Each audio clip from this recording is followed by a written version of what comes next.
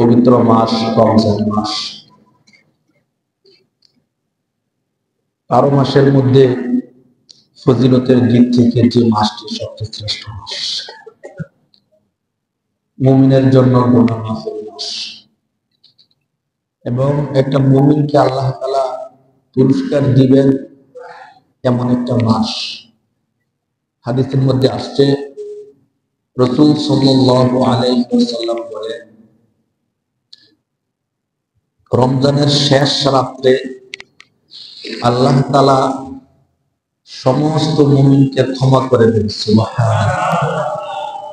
সাহাবায়ে কেরাম জিজ্ঞেস করলেন, হে নবী, এই শেষ রাত্রটা কি সবে কদরের রাত্র নাকি সাধারণ রাত্র?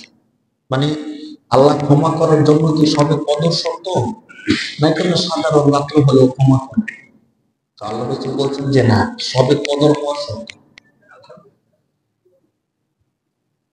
আল্লাহ রাসূল একটা দৃষ্টান্ত দিয়েছেন কত চমৎকার। আল্লাহ রাসূল বলেন, দেখো একটা কর্মচারী যখন কাজ করে মাস শেষ হলে তাকে বেতন দিয়ে দেওয়া হয়, ঠিক মুমিন যখন সারা মাস রোজা রাখছে, সাহারি করছে, ইফতার করছে, তারাবি করছে, কোরআন খতম করছে, সারা মাস শেষ করে যখন রাত্রে সে পৌঁছে, ওই রাত্রে আল্লাহ তাআলা তাকে বেতন স্বরূপ তার সমস্ত গুনাহগুলো ক্ষমা করে দেন। সুবহানাল্লাহ।